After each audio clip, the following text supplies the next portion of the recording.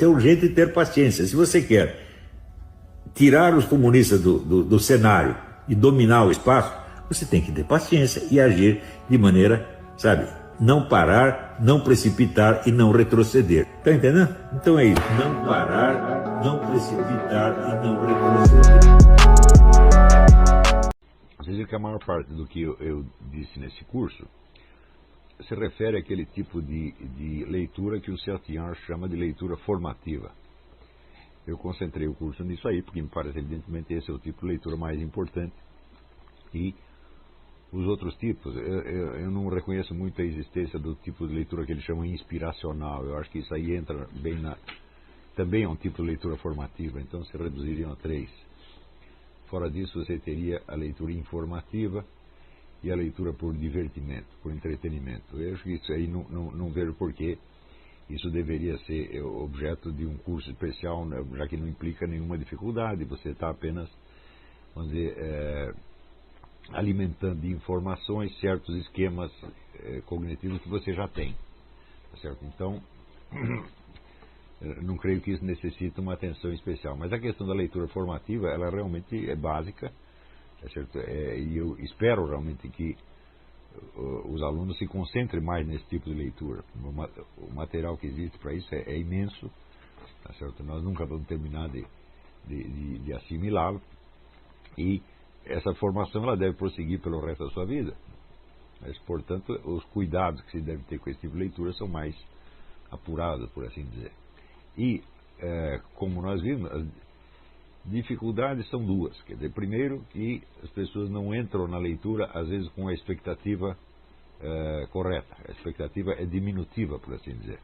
Em vez do sujeito se abrir para aquilo que está mesmo para além do próprio texto, em geral as pessoas concentram no próprio texto. Então, vamos dizer, a ambição de conhecimento que move as pessoas é modesta demais.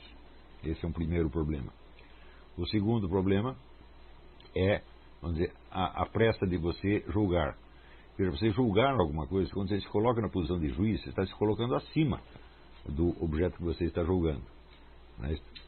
E basta isso, às vezes, para você perder toda a oportunidade de você crescer, de você se desenvolver até a altura, a dimensão do horizonte de consciência do autor que você está lendo. Né? Então, é melhor uma leitura ingênua que concorde com tudo e se deixe conduzir e deixe o julgamento para mais tarde, se for necessário o julgamento. Na verdade, eu acho que nós só devemos fazer um exame crítico quando somos impelidos a isso pela própria leitura. Quando você encontra dificuldades internas da leitura, você encontra contradições, dificuldades, obscuridades em número excessivo, aí sim, tá certo? Mas não devemos entrar jamais na leitura com o espírito de julgar. O julgar é só quando for necessário. Também você pode se perguntar assim, mas por que eu deveria julgar isso? Quer dizer, qual é a importância de eu julgar isso? Qual é a importância de eu ter uma opinião sobre isso aqui? Por que eu preciso ter uma opinião? Nós, no começo do curso aqui, nós pedimos aos alunos que fizessem um voto de pobreza em matéria de opinião. Isso não quer dizer que nunca mais eles vão ter opinião, apenas eles vão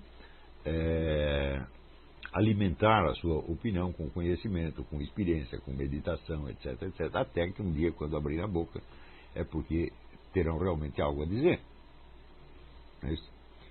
O impulso de opinar é uma coisa assim, muito forte no brasileiro. Mas, por que as pessoas fazem isso? É porque emitir essa opinião faz parte, vamos dizer, da justificação, o fortalecimento da sua autoimagem.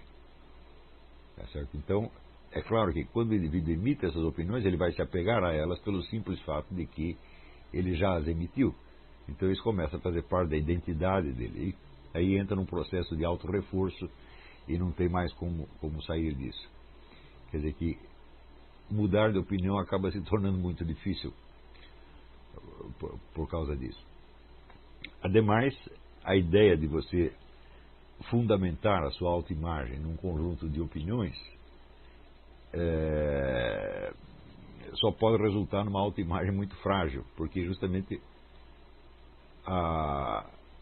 Você vê quando o indivíduo está bem estruturado, está bem centrado, ele pode mudar de opinião 1000 vezes, isso não o afeta de maneira alguma, ele não tem apego à opinião. Ele entende que a opinião é apenas um ponto de vista que ele teve num certo momento e que não é, necessariamente o todo do objeto. Não é isso? À medida que você vai estudando as coisas, você vai ser, de certo modo, obrigado a olhar as coisas por vários pontos de vista diferentes e, naturalmente, a sua opinião vai mudar muitas vezes e não há problema algum. Não é isso? Quer dizer, em suma, opinião não pode ser reforço da sua personalidade. Ao contrário, a opinião deveria ser uma expressão da sua personalidade. Não é isso? Mas quanto mais incerta, quanto mais frágil a pessoa, mais ela necessita desse tipo de suporte, né? Onde, através da opinião, ela se mostra para uma outra pessoa. Quer dizer, a opinião passa a ser um aspecto dela que é conhecido pelos outros. E ela começa a ser conhecida como o portador desta opinião. E isso cria não só uma autoimagem, mas uma imagem social. Não é isso?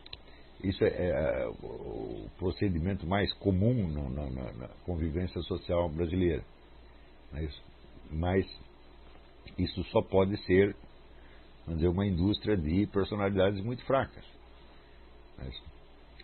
E cada vez mais vão precisar, vamos dizer, da confirmação alheia. Você dá a opinião para que concordem e se não concordam, você vai se sentir inseguro. Não é isso? Então, tudo isto cria, vamos dizer, sem contar a crise da língua portuguesa no Brasil, que torna a leitura extremamente difícil.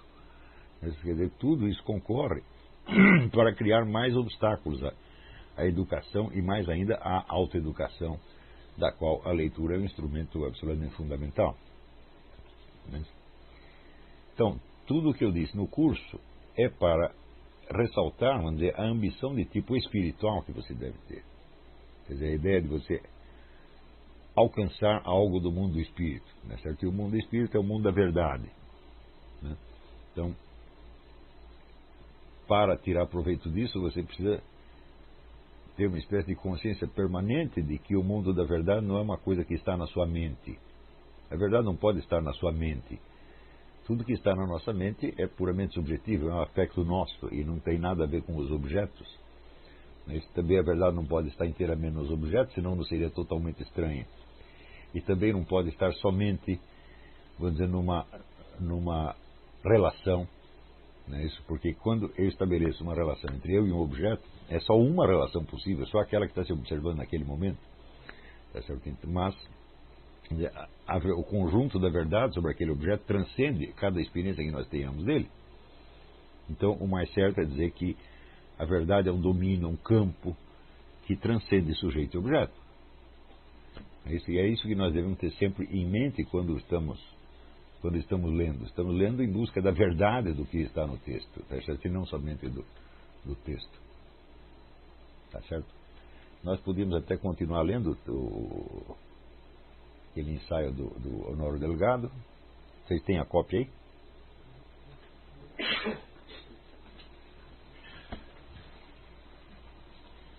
Eu acho que eu deixei o livro ali em cima, né?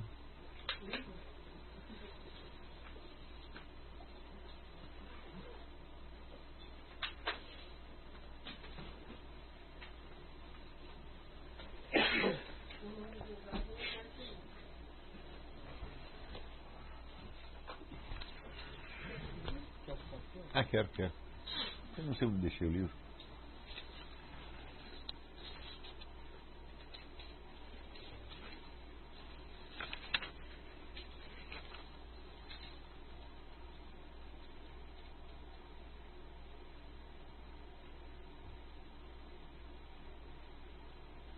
Aqui, ele prossegue o aspecto positivo da civilização, ou seja, a cultura enquanto processo sociológico e histórico, representa a objetivação coletiva e sempre mais ou menos imperfeita em obras, instituições, usos e costumes dessa ordem transcendente. Ou seja, o mundo, na verdade, está sempre, de algum modo, ao nosso alcance através dessas obras, que são produtos objetivados da atividade criadora humana, que representam ou simbolizam essa ordem transcendente e que nos abre 1 milhão de caminhos para isso. Porém, essa experiência, ela tem que ser feita pelo próprio indivíduo. Você não pode, vamos dizer, a cultura não vai te dar isso aí. Você tem que ir atrás e necessariamente existe aí um esforço de imaginação sem o qual você não vai chegar a nada. Objetivação que influi sobre as mentes e as nutre daquilo que só os homens melhor dotados, os criadores, podem descobrir de maneira original. Ou seja, você pode se relacionar com este mundo, seja como um descobridor original, ou seja como alguém que vem atrás, que segue os passos de um outro, que vai lhe abrindo. Vocês lembram aquela imagem que eu fiz, desenhei na tela? Né? Então, a fonte de luz, por um lado, e uma rede opaca do outro. Essa opaca por causa do entrecruzamento de muitas linhas simultâneas. Então, quando alguém descobre por trás desta maçaroca de experiências uma ordem, um padrão, então aí você tem uma filosofia, uma obra de arte, alguma coisa desse tipo, tá certo? Que, tornando aquilo um pouco mais translúcido, te abre um acesso a uma fonte de luz e você recebe aí uma inspiração.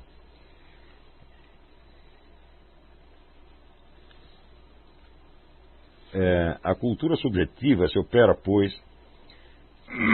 pela suscepção, quer dizer, recepção da semente preciosa de tal influência limpa de joio. E os livros, do mesmo modo que os estabelecimentos docentes, são ou deveriam ser órgãos e canais da sua intensificação. Então, agora, isto você dizer que deveriam, nós entendemos que as coisas, que essa é a natureza das coisas, que as escolas e as obras existem para isto. Porém, ao longo do tempo, acrescentam-se aí inúmeros objetivos menores. Nesse que pode ser, vamos dizer, ou uma tendência ideológica, o interesse de um grupo político, ou os preconceitos de um grupo religioso, assim por diante. E tudo isso pode tornar os próprios instrumentos de acesso a essa fonte luminosa, podem se tornar opacos eles mesmos. Não é isso? Então, você precisa ver que você vai certamente conhecer pessoas que viveram na opacidade e não tem a menor ideia de que pode haver algo mais do que isso. Quer dizer, a própria repetição dos fatores que estão tornando a situação opaca é importante para essa pessoa porque reforça de algum modo a sua autoimagem, a sua trama de relações sociais, etc, etc. Então são objetivos infinitamente inferiores que interferem nisso e praticamente destroem o processo da educação, tá certo? Na hora de você ler um livro, tudo isso, todos esses fatores estão presentes. Afinal de contas, você foi educado, você foi alfabetizado no sistema brasileiro, você convive no meio brasileiro, tá certo? E o que você recebe o tempo todo como informação são só elementos que vão tornar a coisa ainda mais opaca. Mas, quer dizer, chega a ser um verdadeiro milagre que algumas inteligências sobrevivam no meio disso e continuem procurando uma coisa mais alta. Mas, sem contar um fator de ordem mais recente, que é a predominância na cultura mais popular de elementos altamente deprimentes. Né? Quando você vê a maior parte dos filmes hoje em dia, você vê que nesses filmes, vamos dizer, a profissão normal é o sujeito ser assassino profissional, a mulher ser prostituta, o traficante de drogas. Quando você pega os heróis das histórias, quase todos eles são assim. Né? Então, isso quer dizer, está criando um novo padrão de normalidade. Né? Na hora que as pessoas começaram a sair para a rua com tatuagem e piercing, você também criou um novo padrão de normalidade. Quer dizer, antes esses sinais eram característicos, por exemplo, de certas gangues, como por exemplo Yakuza no Japão, tatua os seus membros. Então, de repente isso se torna um padrão de normalidade. Então, aí você tem realmente um esforço de levar as coisas para baixo. Tá certo? Esse esforço ele é onipresente, mas ele não é onipotente, porque em muitas pessoas ele cria, vamos dizer, uma repulsa automática. Você simplesmente não aceita isso, né?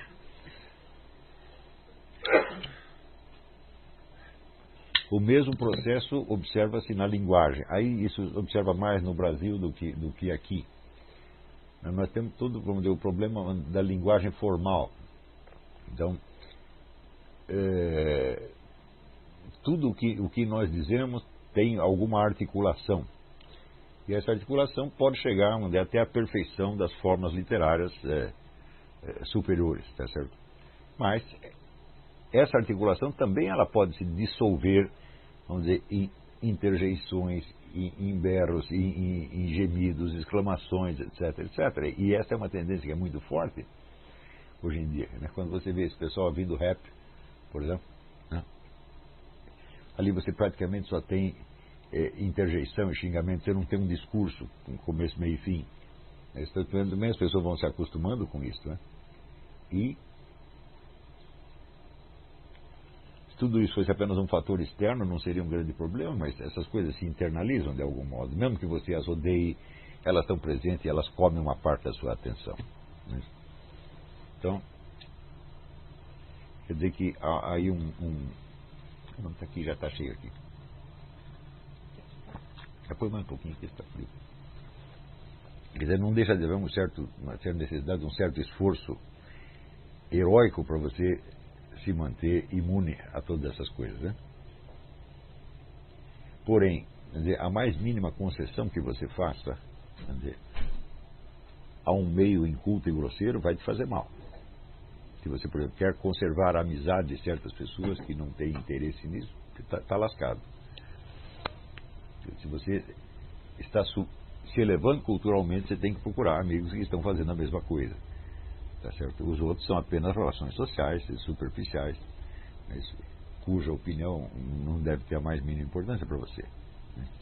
Isso inclui, evidentemente, a sua própria família. Você não vai maltratar, você não vai brigar com eles, mas não há nenhuma maneira de você ter uma relação profunda com eles. Você vai ter uma relação amável, superficial, externa, e não vai ficar triste porque eles não entendem o que você está falando. Mas, na verdade, eles não têm obrigação nenhuma para entender, porque eles não seguiram os passos que você seguiu. Tá certo que talvez nem tenham capacidade para isso, né? Então, vamos dizer, uma mudança de meio social é quase inevitável no curso disso. Você vê que as cidades universitárias foram feitas para isso, para propiciar a convivência entre pessoas que estão interessadas nas mesmas coisas. Só que depois elas começaram a servir a outros objetivos, né, menores, sobretudo ligados aos interesses de determinados grupos específicos, ou feministas, ou gaysistas, ou racialistas, etc, etc. É claro que isso deprime formidavelmente o panorama, né? Então, tudo isso são obstáculos que pesam e que pode até, no ato íntimo de você ler, tudo isso está presente de algum modo. E a maneira de você exorcizar isso é você ter em vista, dizer, uma fonte luminosa a qual você quer chegar. Então, é mais importante você ter esta motivação do que você seguir esta ou aquela técnica. É isso? Então, uma vez, vocês têm perguntas? Hoje era para ser só perguntas.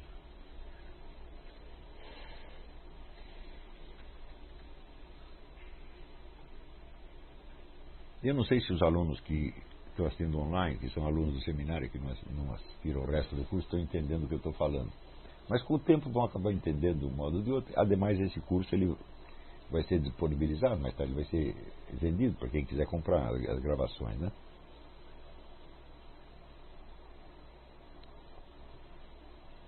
O texto do Honório Delgado foi disponibilizado para todo mundo ou só para os alunos inscritos neste curso, Silvio?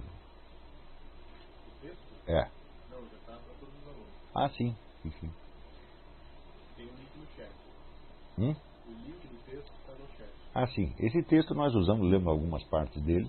O curso não foi baseado no texto, mas o texto deu pretexto, para assim dizer, para alguns comentários que ilustravam as coisas que eu tinha dito nas 3 primeiras aulas.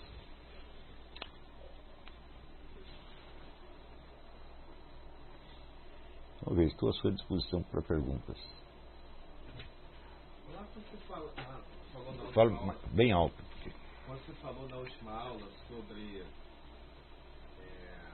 o espírito, né? A mente, o objeto e a verdade, que não está na nossa mente, nem está completamente no objeto. E você usou o termo, é a verdade do objeto. Sim. Então, teria como você explicar melhor? Tem. Esqueci um pouco mais que eu não consegui entender completamente. Tem. Aristóteles dizia que quando você percebe um objeto qualquer, você percebe evidentemente a forma física dele, tá certo? Mas dentro dessa forma física você tem uma forma inteligível, quer dizer, você entende o que é o objeto, né?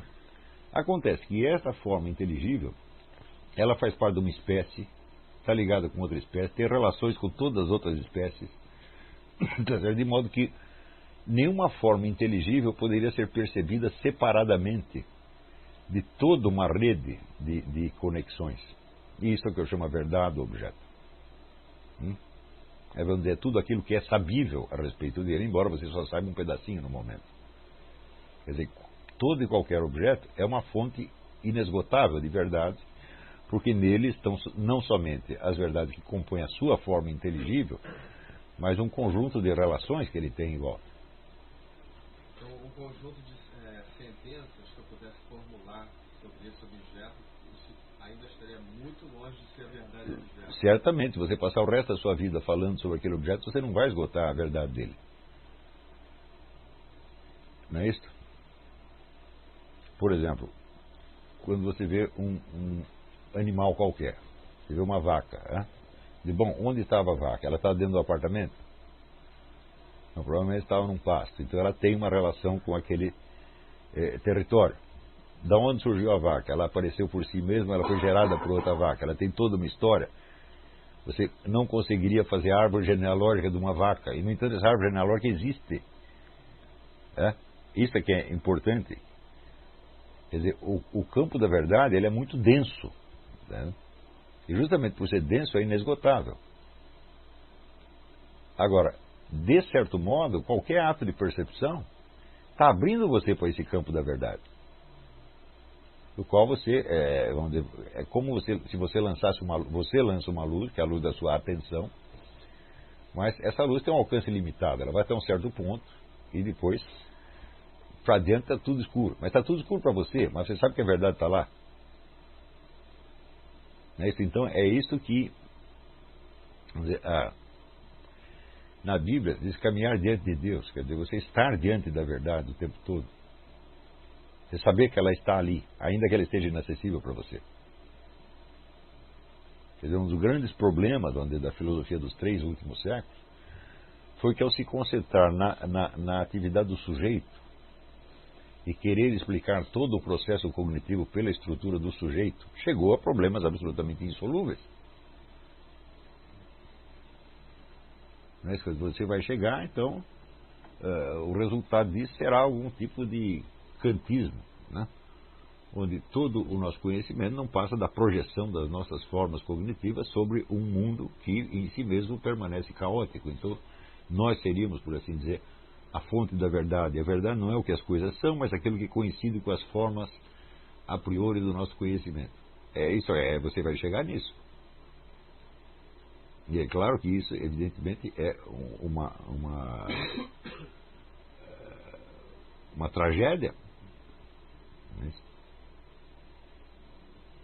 Em primeiro lugar, porque coloca o próprio ser humano como fonte da verdade e transforma o mundo em volta, o universo inteiro, numa espécie de caos. É um caos feito de uma poeira de impressões que só a nossa mente, a qual só a nossa mente dá uma unidade e um sentido. Falei, isso é absolutamente impossível.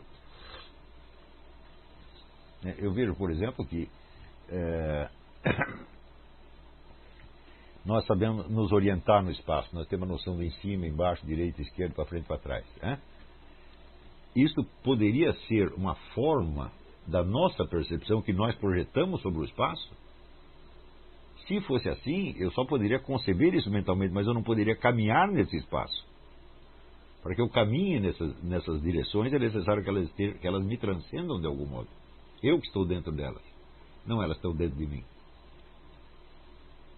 Então, há muito tempo eu já comecei a imaginar essas formas a priori como sendo formas do próprio universo, que de algum modo se imprimem no ser humano. E se imprimem imperfeitamente. Quer dizer, você continua precisando do mundo externo como se fosse um lembrete, um elemento mnemônico. O que você esquece, o mundo lhe lembra. Já não tem acontecido de você acordar e você não saber onde você está? Né? Daí o que você faz? Você olha em torno e reconhece o mesmo lugar. E que se não fosse isso, vamos dizer, se toda a ordem do mundo dependesse da projeção das nossas formas, nós seríamos apenas sujeitos cognoscentes. Nós não poderíamos agir e estar no mundo.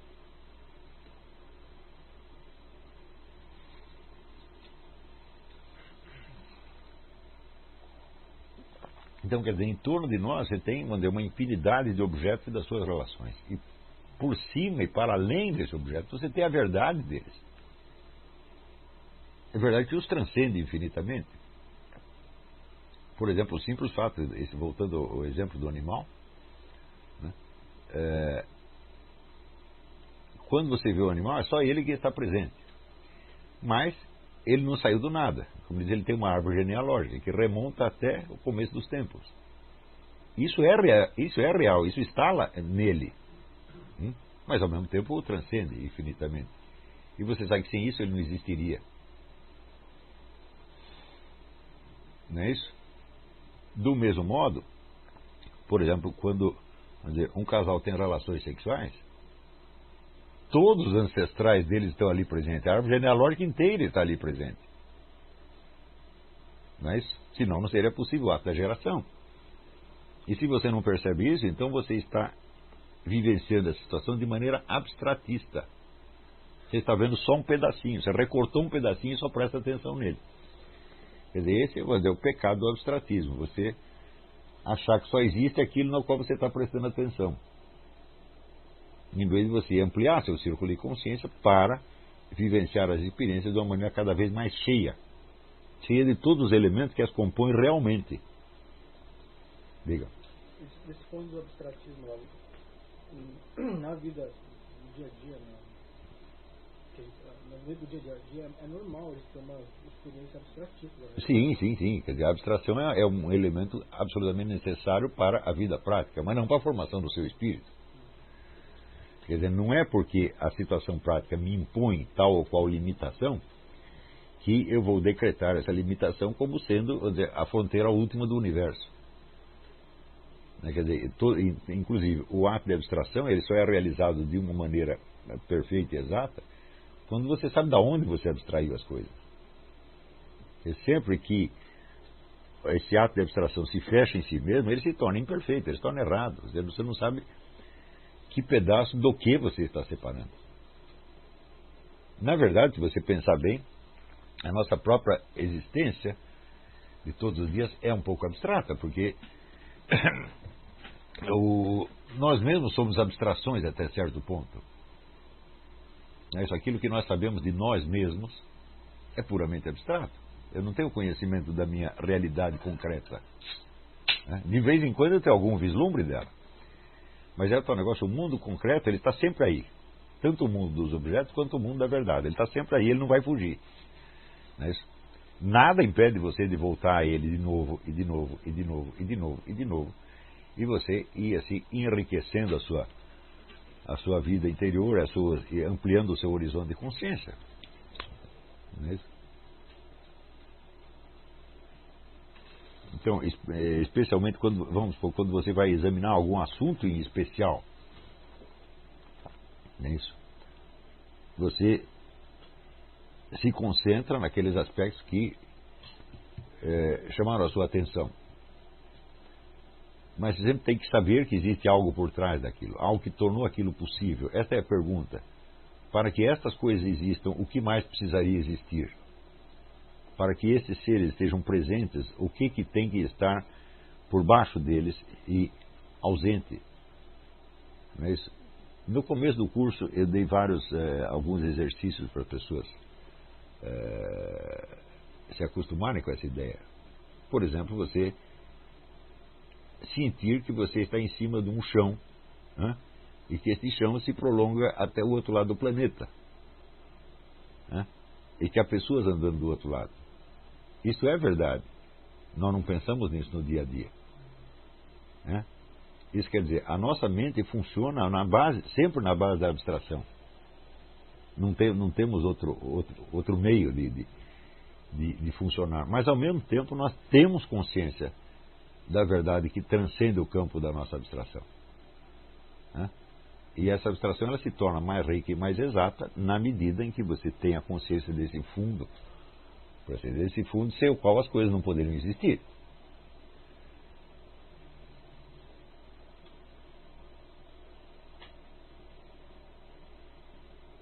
Né? Isso, quer dizer, a pergunta é sempre essa: para que esta coisa exista, o que mais precisaria existir?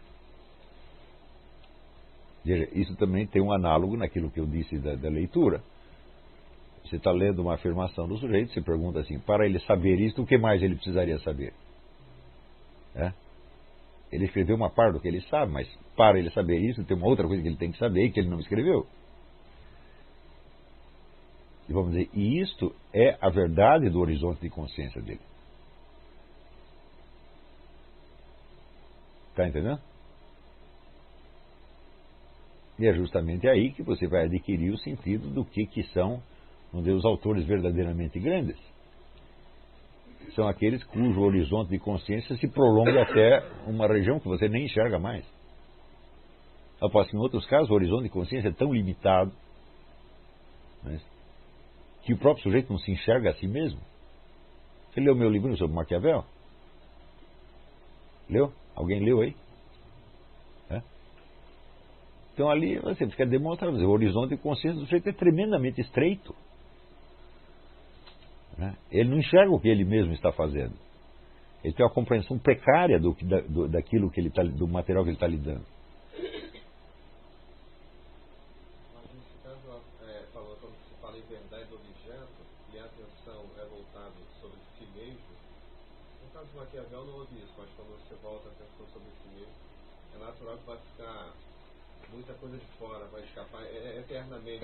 Mas aí é o tal negócio. Você vê, uma coisa é o que está dentro do seu campo de consciência. Quando fala, horizonte de consciência transcende campo de consciência. Campo de consciência é o que eu estou pensando agora, o que eu sei agora. Horizonte de consciência é tudo aquilo que eu tenho a capacidade de perceber, embora não esteja percebendo nesse momento. É todo aquele fundo de coisas que eu sei, mas nas quais eu não preciso necessariamente estar pensando agora. Tá certo? Mas, para além do seu horizonte de consciência, existe o mundo. Né? Não é isso? Todo o processo abstrativo, ele é absolutamente necessário, mas ele se torna errado quando você toma a abstração como uma realidade. Quando ela não é uma realidade, ela é apenas uma visão da realidade. Então, é por isso que por baixo da atividade da mente existe aquilo que eu chamei o conhecimento por presença, que é, vamos dizer, o seu sentimento, a sua percepção de existir num mundo. Está entendendo? Um mundo que é real, que não depende de você, que vai continuar aí depois de você ter saído dele. Não é isso? E pior, que não abrange somente este mundo físico aqui conhecido, abrange outras dimensões espirituais, às quais não temos acesso no momento. Tudo isso é o mundo. É claro que essa imensidão pode até nos aterrorizar. Isso é o negócio do Pascal, a solidão desses espaços infinitos me apavora. Eu digo, sim, mas o fato é que você está dentro do espaço infinito. Não adianta você fingir que você não está, que você está só dentro da sua casa. Então, esse deixar-se levar pela percepção do mundo concreto, por mais deficiente que ela seja, e por mais que essa abertura te perturbe, essa é a exigência sem a qual nunca estaremos na realidade. Vamos estar sempre dentro de um mundo de história da carochinha.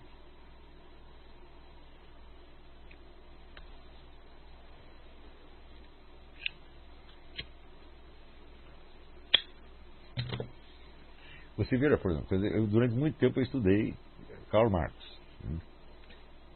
E um dia eu percebi que para Karl Marx a natureza física só existia como matéria-prima da indústria e da técnica. Ela não tinha uma existência própria, ele não concebia a natureza externa. A natureza está aí só para ser transformada. Deus disse assim, olha, de tudo que o ser humano transformou desde que ele existe, enquanto do universo físico ele mexeu? Num pedacinho de um planetinha. Né? Portanto, essa concepção, ela inverte a hierarquia da realidade. A natureza não está aí para ser transformada. Né? Só um pedacinho dela é transformado.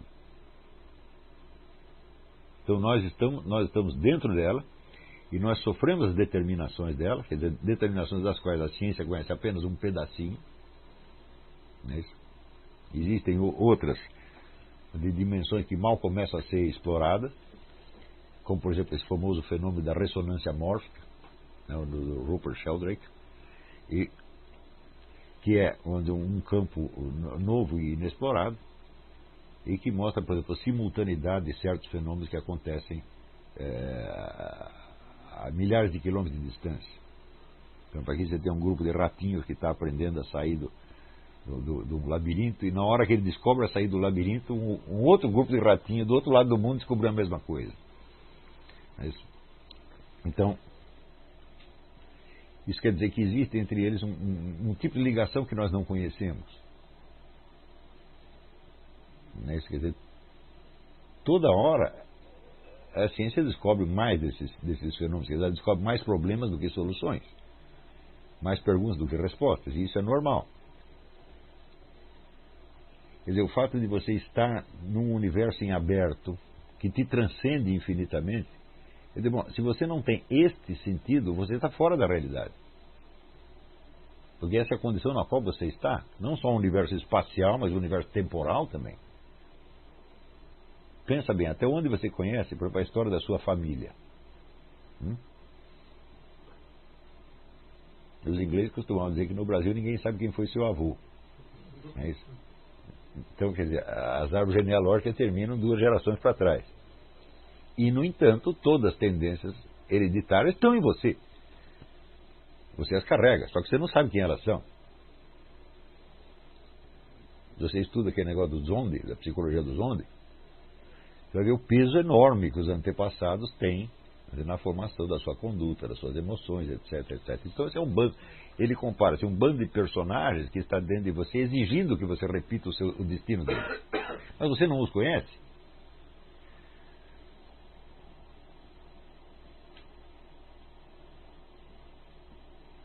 Então, isso quer dizer, a verdadeira situação do ser humano no mundo é de um bicho que está andando no escuro, onde ele só enxerga 1 metro para frente. É sempre assim. Sempre foi. Né? E um fenômeno espantoso é o conjunto de rituais quase obsessivos que os seres humanos criam para atenuar essa impressão. Para ter a impressão de que eles estão num mundo fechado onde eles conhecem tudo. Ou seja, é uma técnica de fugir da realidade. Essa fuga, até certo ponto, é necessária porque sem ela o mecanismo de abstração não pode funcionar. Mas se você perde a consciência de que é uma fuga e de que é, de certo modo, vamos dizer, um fingimento, então aí você disse adeus à realidade mesmo. Professor, de alguma forma, quando uma pessoa pensa e se comunica com outra, então ela faz um recorte abstrativo para expressar uma ideia qualquer. A outra pessoa capta aquele negócio. Mas o que ela entende não porque ela entendeu o esquema abstrativo, mas porque de alguma forma ela participa da mesma realidade. É isso que é a condição de possibilidade da comunicação humana? Ou... Sim, existe apenas uma analogia entre o que o sujeito falou e o que você experimenta. Mas essa analogia, vamos dizer, ainda que ele tenha expressado a coisa imperfeitamente, você sabe do que ele está falando, porque vocês dois estão no mesmo mundo. Né? Essa é uma das minhas teses fundamentais, quer dizer, o mundo é o mediador da linguagem.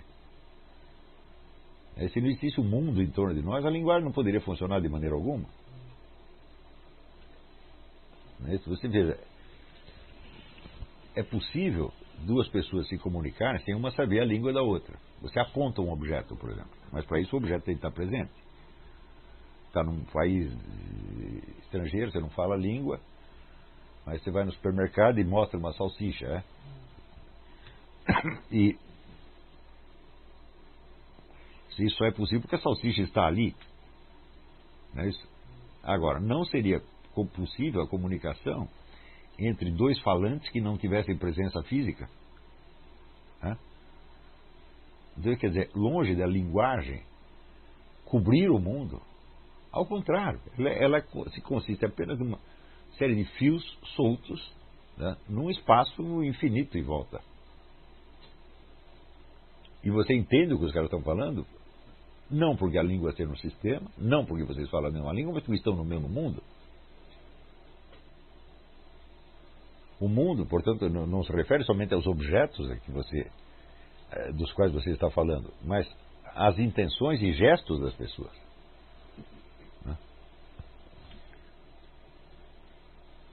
E quando uma pessoa fala alguma coisa, você entende não somente o de que ela está falando, mas também a intenção com que ela está falando. Não é isso? E essa intenção o que é? Uma ação possível, uma ação potencial. E é curioso como a capacidade que o ser humano tem de avaliar essas coisas é um negócio absolutamente extraordinário. Por exemplo, você percebe que um fulano odeia um terceiro. Ele não disse nada, foi só pelo jeito dele falar, você percebe que ele odeia o fulano. E você percebe instantaneamente que esse ódio não é suficiente para levá-lo a matar o fulano. Se você não perceber, você não entendeu o que ele disse. Está entendendo? Quer dizer, a compreensão da linguagem vai além daquilo que foi dito. Porque é complementado, vamos dizer, por um olhar, por uma entonação. Está certo? Na verdade, a nossa capacidade de perceber essas coisas é uma coisa absolutamente extraordinária. Isso tem sido explorado nos últimos anos pela programação neurolinguística, que também só arranhou um pedacinho da coisa,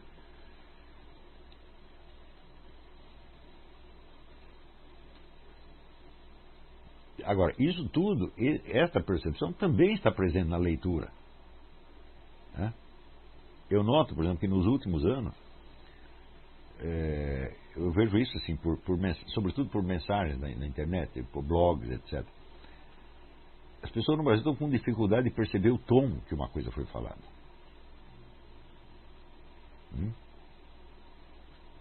Isso aí é grave. Em grande parte, o responsável por isso chama-se maconha. Não, verdade. A maconha ativa os centros linguísticos e deprime a percepção, deprime a memória. Então, a máquina de falar está desligada da máquina de perceber. Portanto, a máquina de ler também está separada.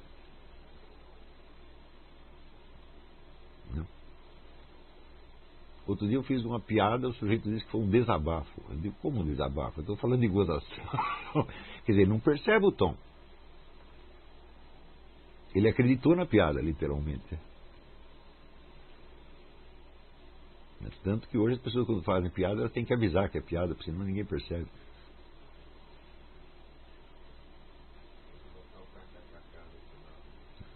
Então, isso quer dizer que existe uma imensa capacidade de adivinhação no ser humano. Não é bem uma adivinhação, é uma percepção de uma coisa que é meramente potencial. Que é exatamente o que eu chamo o círculo de latência. Quer dizer que você, quando percebe um objeto, você não percebe só a presença física dele e não percebe só a forma inteligível dele. Você percebe o que ele pode fazer ou o que você pode fazer com ele. Isso tudo está presente. Eu dou um exemplo, você está andando na rua e tem um cachorro deitado. Você percebe só que é um cachorro? Ou você percebe que ele pode abanar o rabo, ele pode rosnar para você, ele pode sair correndo atrás de você, pode te morder, pode sair correndo, pode fazer uma série de coisas. Se você não sabe que ele pode fazer tudo isso, você não sabe que é um cachorro. Porque é apenas um cachorro empalhado.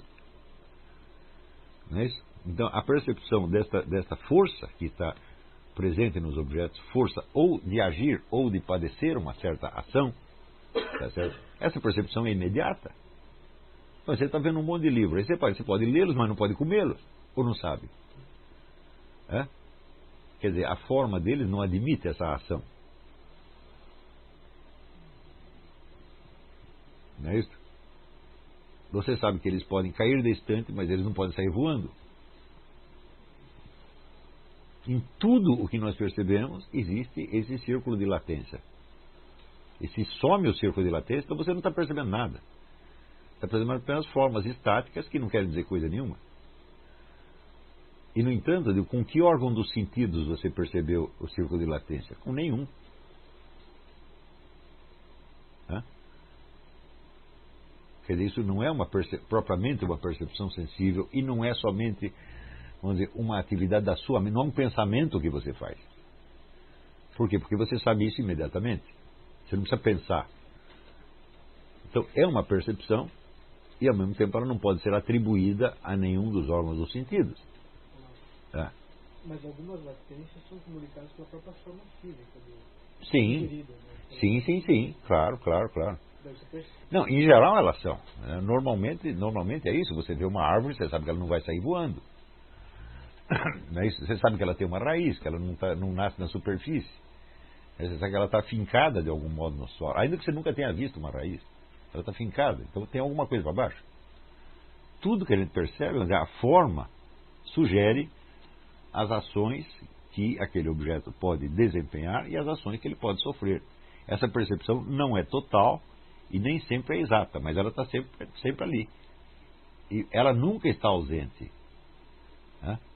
Ela só está ausente se você estiver num estado mais ou menos hipnótico,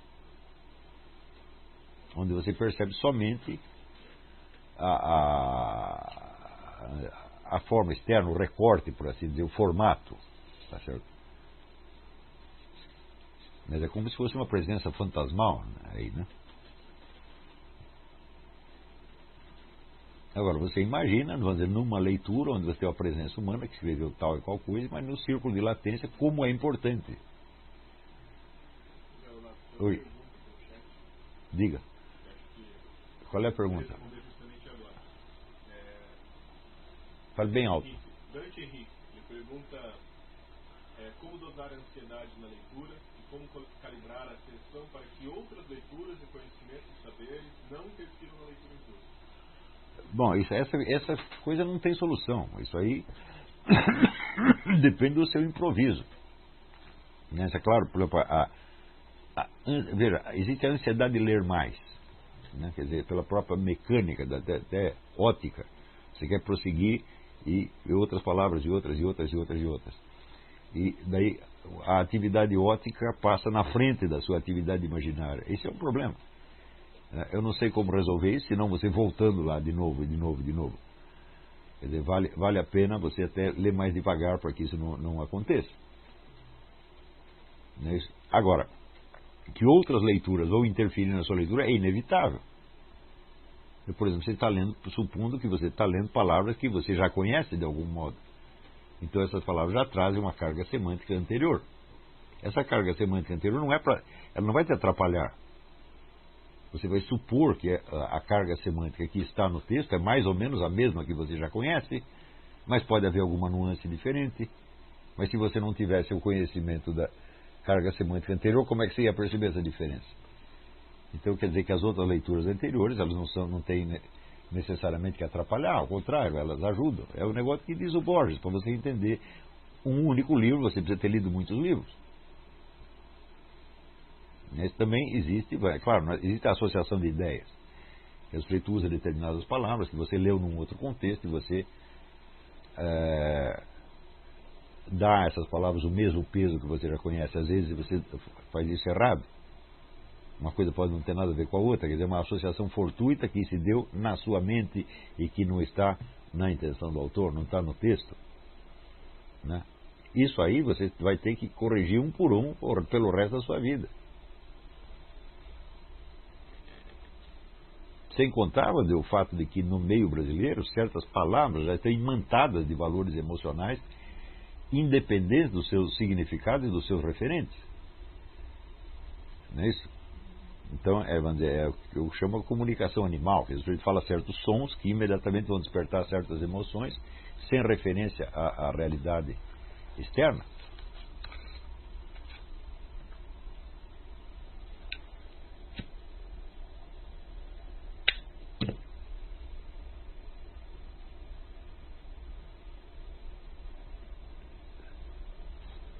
Quer dizer, aí o desligamento entre, vamos dizer, a palavra usada como gatilho de emoções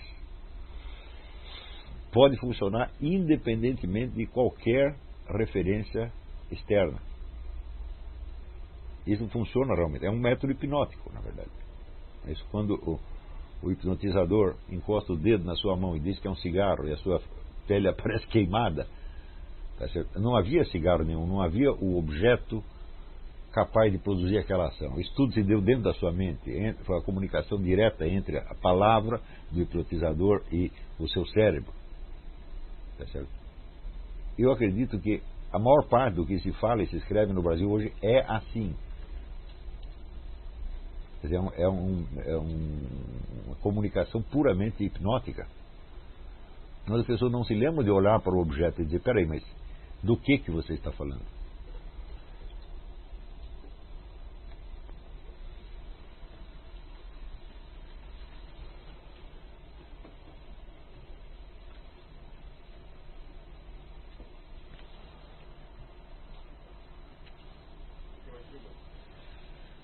Diga.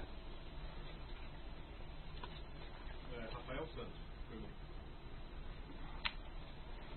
Seu livro sobre a arte de ler, Adler diz que se você leu alguma coisa, mas não é capaz de explicar com suas palavras, quer dizer que você não entendeu. Eu queria que o professor comentasse isso, pois sinto tem um monte de coisas que eu entendo, mas não consigo verbalizar corretamente com claridade. Não, isso aí, vamos dizer, é um exagero do Adler, né? Quer dizer, idealmente você deve chegar ao ponto de poder explicar, tá certo? Mas isso é impossível num primeiro momento. Você vai precisar ter um entendimento mútuo primeiro. É claro que o que o autor está falando transcende a sua capacidade de explicar, porque senão você teria escrito aquilo e não ele, tá certo? Também eu não acredito que seja muito importante você chegar a esse ponto de poder explicar. Tem impressões que eu tive na leitura 30 anos atrás que eu não sei explicar até hoje. Mas elas estão presentes de algum modo, né?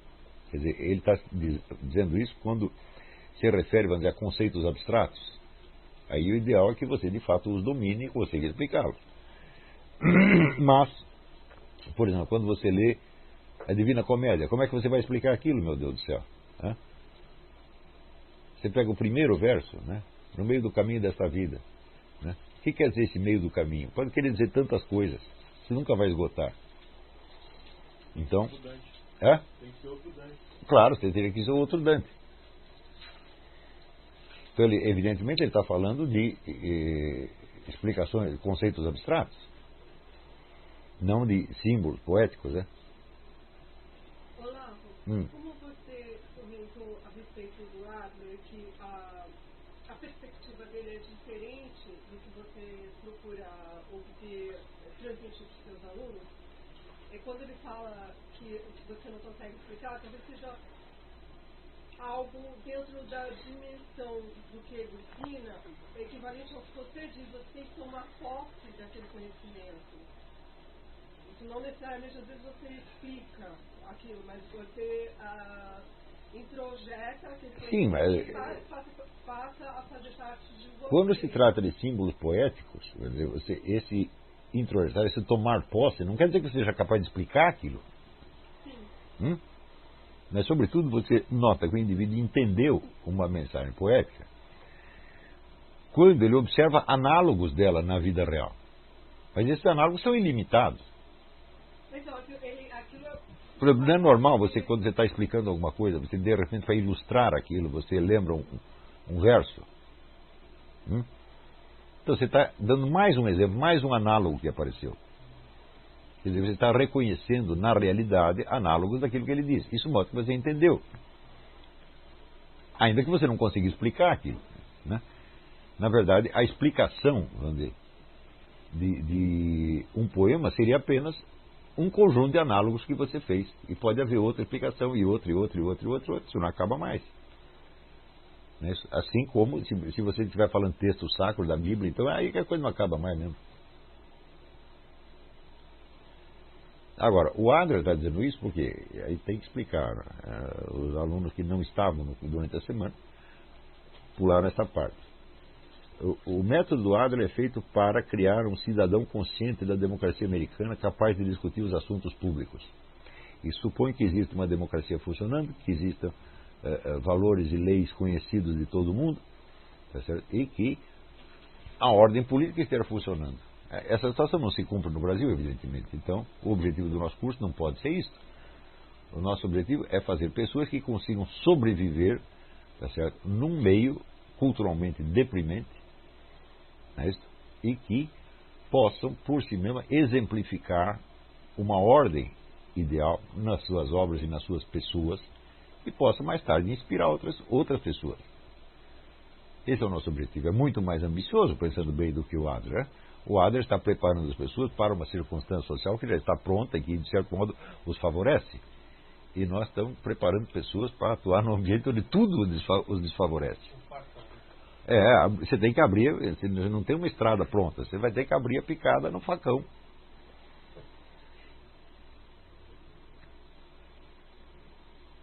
Não é isso? Mais alguma pergunta? A outra pergunta que eu tenho.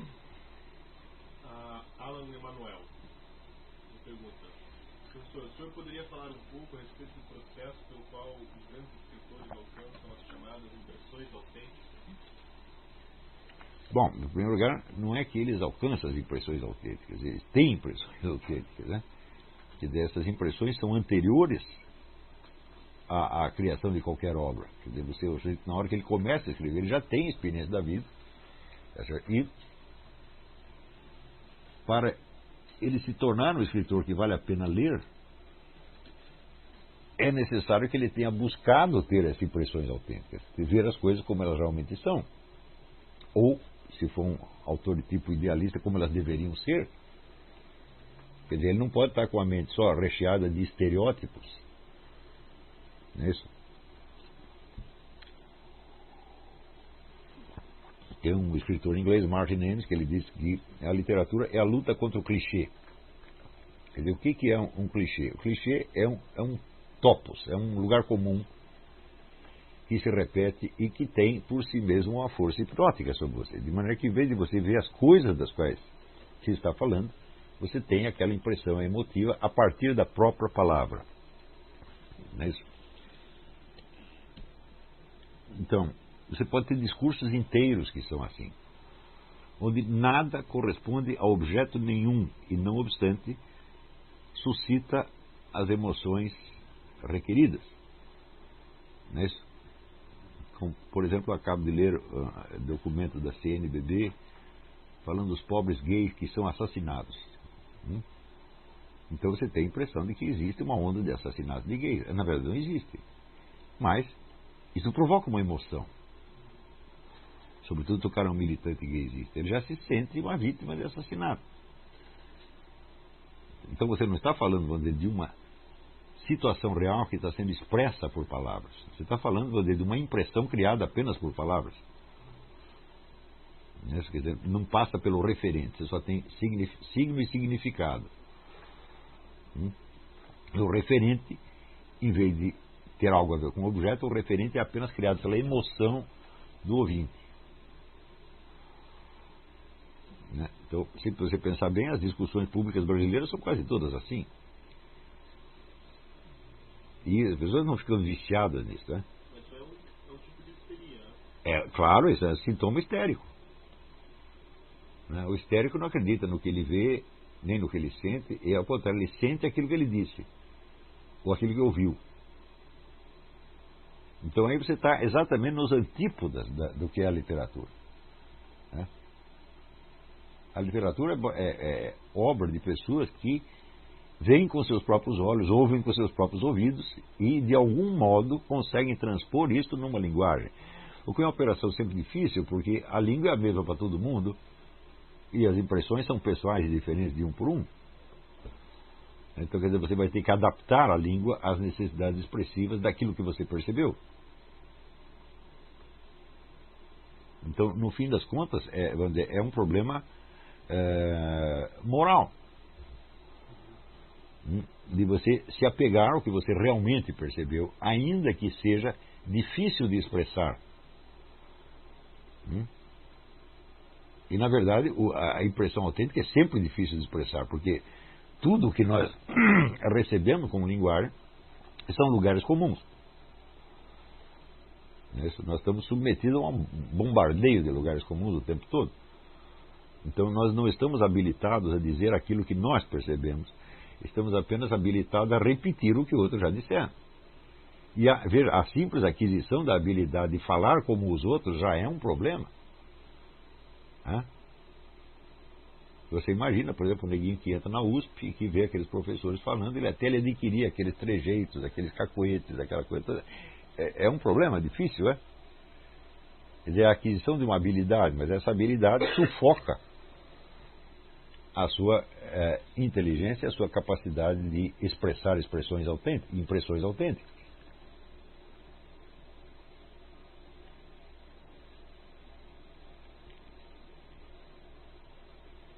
É claro que só pode existir uma literatura digna do nome onde haja um espaço para a individualidade. Senão, a literatura se torna, vamos dizer, uma repetição. Não é isso?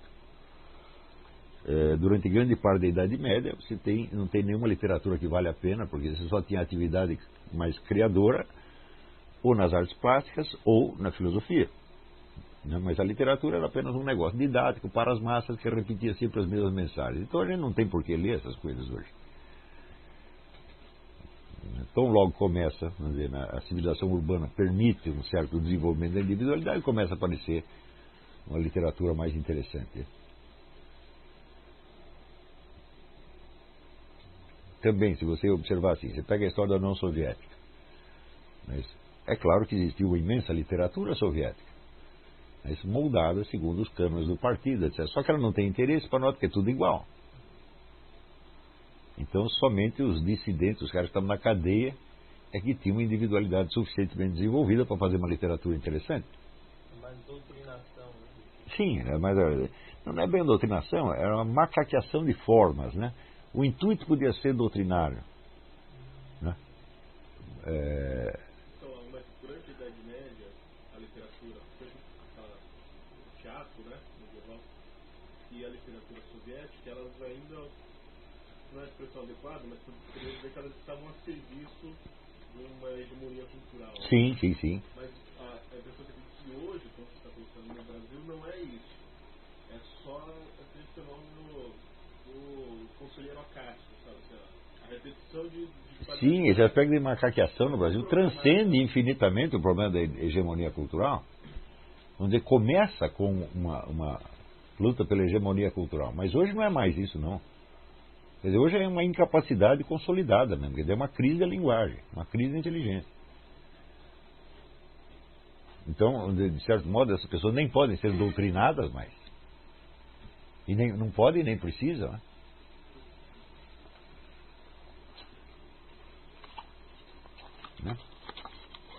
Outro dia você estava comentando sobre a doutrinação nas escolas, você disse que essa palavra já não é mais apropriada para falar. A palavra doutrinação está completamente inadequada para descrever a situação de hoje.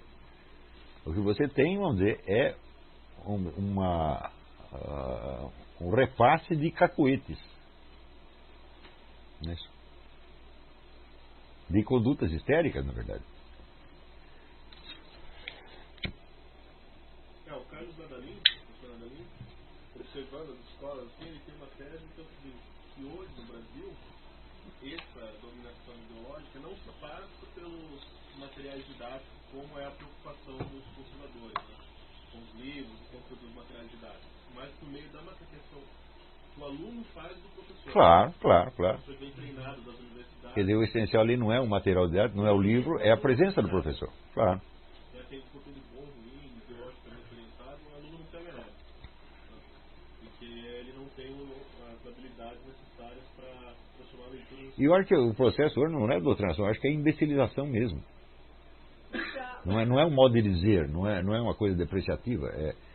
Quer dizer, é um professor lesado mentalmente que é copiado por crianças que vão ficar lesadas também.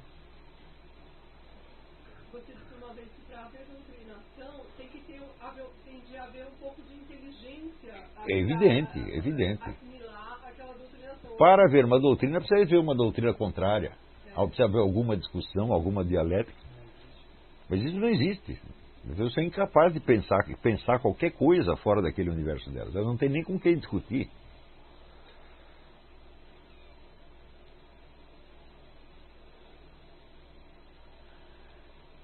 E você observa isso, quer dizer, não é só em crianças, você observa em professores universitários.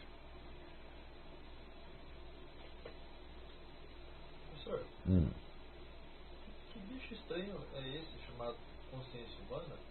Que de alguma forma, quando você está ali na esfera das preocupações afetivas para afirmar uma imagem, é uma espécie de busca da identidade. Então, às vezes a pessoa ela se agarra a algumas opiniões que ela emite ou ao próprio papel social. É uma forma, sei lá, deturpada, sei lá se a palavra é correta, de buscar essa individualidade. Mas pelo que o senhor está explicando sobre a forma como a gente deve se colocar, a facilidade com que a gente deve tratar a realidade, é uma espécie de caminho contrário, ou seja, é a própria aceitação da realidade que te transcende, ela mais ou menos ela vai desintegrando você. Sem dúvida. Ela cria sua individualidade. Sem dúvida, sem dúvida. Curioso isso. Quer dizer, que a verdadeira individualidade humana, ela não é uma forma, ela não é uma figura, ela é uma força. Você está entendendo? Essa força não tem uma figura física, é a sua própria criatividade. Isso é você. Não é isso? Então, quer dizer, você não precisa se apegar a determinadas formas, ou a determinados cacuetes, a determinadas maneiras de dizer. Você pode mudá-las. Não é isso? E é só quando você percebeu isso que você entende por que o ser humano pode ser da mesma espécie, pode produzir desde um Platão a um Shakespeare, até um desses professores imbecis, até o nosso ministro da Educação, você está entendendo? É a mesma espécie. É incrível a diferença de capacidade do ser humano. É uma coisa monstruosa. Não tem nenhuma espécie animal que seja assim. Você não vai encontrar um tigre que seja tão imensamente mais capaz do que outro tigre. Ou um gato mais capaz do que outro gato. Quer dizer, a escala de qualidade ali é limitada. Mas no ser humano não, é praticamente ilimitado. Você vai desde uma coisa quase angélica até a imbecilidade total. Tudo isso é o ser humano, e nós podemos ser tudo isso. Então, quer dizer, a nossa capacidade plástica de nos remoldar, de nos refazer, tá certo? De continuar crescendo, é um negócio absolutamente ilimitado. Então, vamos dizer, o problema da autoimagem, a autoimagem é uma espécie de camisa de força. Se você precisa, no começo você precisa dela para você poder se orientar socialmente. Mas depois você precisa poder trocar de autoimagem quantas vezes você queira. Senão você está preso naquilo. Agora, a primeira vez que a sua autoimagem é destruída, você fica aterrorizado. E essas opiniões são elementos fundamentais da autoimagem. E você é conhecido como o sujeito que tem aquela opinião. Mesmo que você não seja assim, né? As pessoas vestem essa camisa de força em você. Elas querem te identificar a uma certa opinião que você emitiu num certo dia e que era apenas uma etapa do seu aprendizado, da sua descoberta, etc, etc. Então, no fundo, tudo isso aí é uma espécie de materialismo, quer dizer, é um apego à impressão imediata.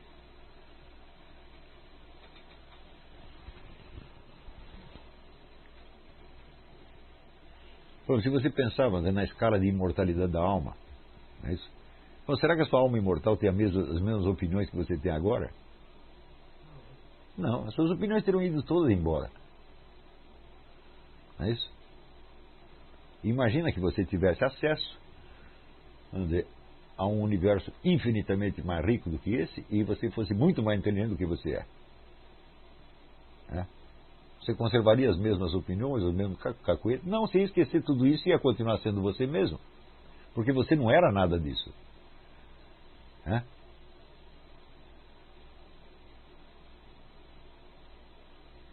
Você era uma força de criar-se a si mesmo.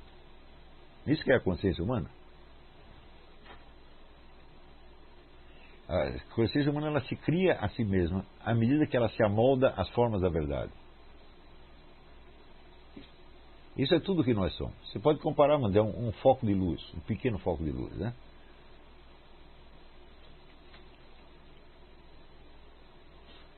Então isso não tem uma forma,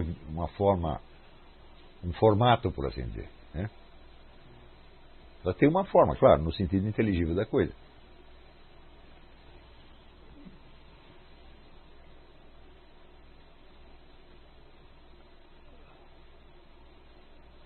O bicho mais estranho ainda é a liberdade humana. Pois é, você tem a liberdade por causa disso.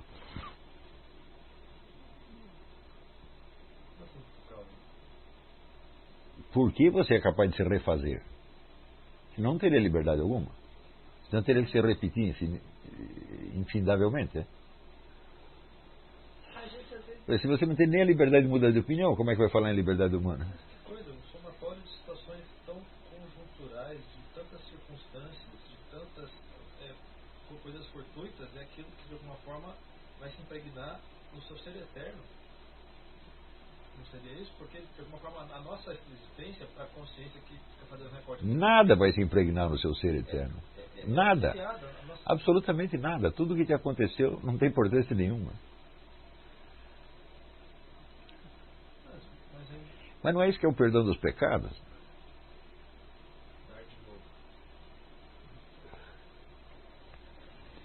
Se tudo se impregnasse em você, o perdão dos pecados seria impossível. Isso quer dizer, você pode ser refeito. Você pode mudar de forma infinitamente sem deixar de ser você mesmo.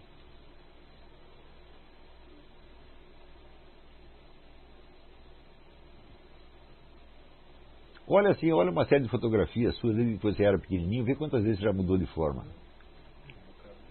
Então, nem por isso você deixou de ser você mesmo. Não tem uma célula do seu corpo que seja a mesma ainda. Também as suas ideias, você já mudou de ideia 1000 vezes sem perceber.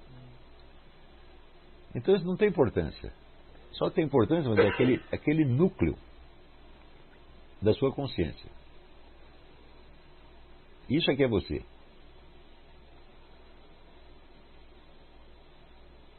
E esse núcleo, o que é a capacidade dele? A capacidade de se refazer, de se criar à medida que contacta o mundo da verdade. O mundo da verdade fecunda a consciência. A consciência se faz. Eu digo que ela se faz.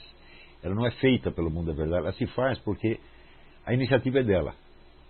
Né?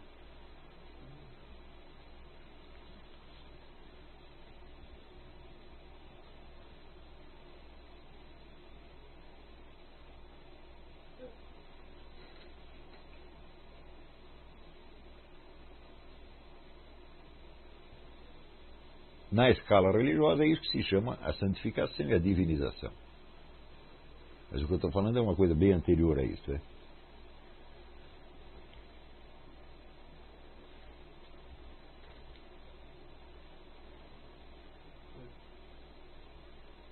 De alguma forma, pegando uma palavra que o senhor usou, a gente sendo fecundado, de uma forma, você pode dizer, uma forma de Deus se reproduzir na gente. Sim, sim, sim. Quer dizer, o fato de você ter uma consciência, o fato de você ter um eu, tá certo? Não pode ser explicado por nenhum fator natural. Quer dizer, o eu é o maior dos milagres, se você pensar bem. Né? Porque o próprio Deus se define como eu sou, o eu sou. Né? Então, essa capacidade de ser eu é uma coisa divina. Né? E de algum modo isso está presente em nós. Eu não sei como, não venha me perguntar porque eu também não sei. Mas, então é a própria inteligência divina, o próprio Logos que se refrata em milhões de reflexos. Esse reflexo somos nós.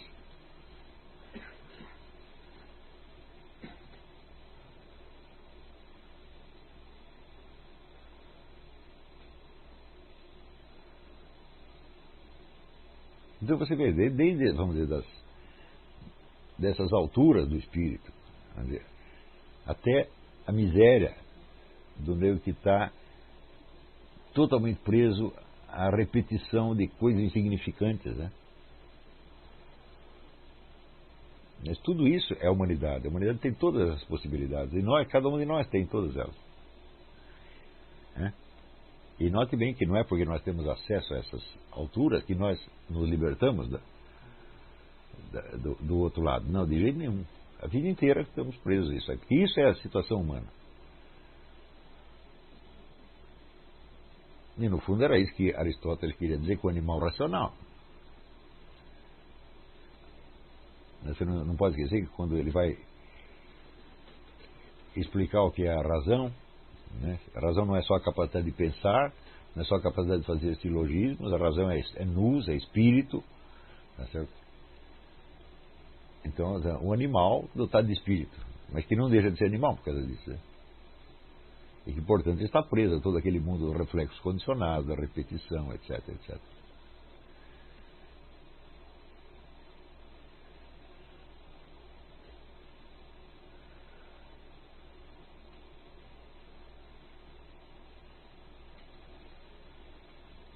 Deu para entender? Eu acho que podemos dar por encerrado esse curso, se não tiver mais perguntas. Então, tem outras perguntas, mas acho que você já acabou respondendo.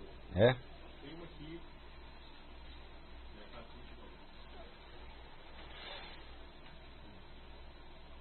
Bom, qualquer que seja o caso, a semana que vem voltamos normalmente para o seminário de filosofia. É isso. E esse curso aqui mais tarde será disponibilizado para quem deseje comprá-lo. Tem um aluno, Caio, que faz uma pergunta se você poderia indicar algum autor, né, se algum fotógrafo que faria na área de fotografia, do cinema, um trabalho análogo à compreensão da realidade, beleza, como na literatura. No cinema tem muito, tá certo? Mas na fotografia pode ser que tenha, mas não me ocorre no momento não. Mas eu vou pensar e vou ver se descubro. Você tem em mente alguma coisa de cinema agora para dizer esse professor? Ou você vai pensar depois?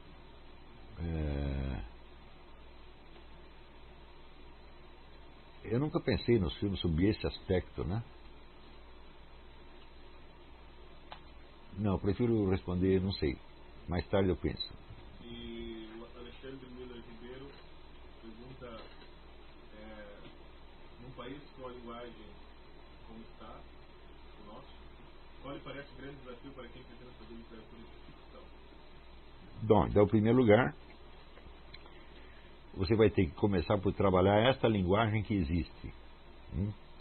Você pegar esse tecido de chavões, lugares comuns e trabalhar para descobrir o que está no fundo nele e como você pode transformar uma coisa na outra. Porque não adianta você querer direto chegar numa linguagem mais elevada, você não vai conseguir. A gente sempre tem que trabalhar a língua que existe. Eu tenho procurado fazer isso, quer dizer, juntar, pegar desde a fala mais vulgar possível e elevá-la quando possível, depois voltamos para lá. Eu não vejo outra maneira de você trabalhar isso. Afinal de contas, os seus personagens vão ter que falar mais ou menos como as pessoas falam, a não ser que os personagens fiquem totalmente inverossímeis. Mas também não tem por que você limitar o seu padrão de verossimilhança à vulgaridade do meio. Você pode criar personagens que pareçam inverossímeis em certos meios, mas que não sejam inverossímeis em si mesmos. Um santo, por exemplo. Um santo, um herói, um gênio, uma coisa assim, não é verossímil pelos padrões vulgares, mas essa inverossimilhança é apenas uma aparência perante certo público. Quer dizer, tudo isso você pode trabalhar.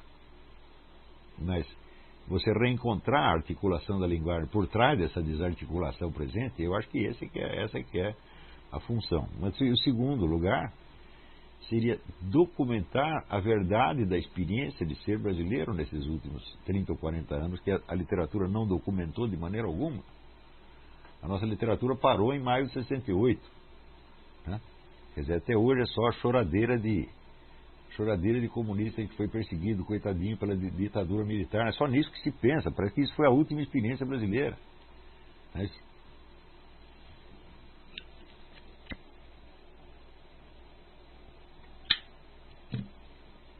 Então, quer dizer, nós temos que dar voz, vamos dizer, a toda essa população brasileira que tem vivido e tem sofrido e que não está entendendo nada do que acontece. Mas são pessoas que existem, né? E como tal, podem ser personagens de ficção a qualquer momento. Sim. Agora, tem que ler muito a literatura brasileira até os anos 60, porque ela estava num caminho muito bom. O próprio Marco Rebelo achou a leitura indispensável. O modo como ele pegou aquele linguajar carioca e trabalhou aquilo é uma coisa maravilhosa.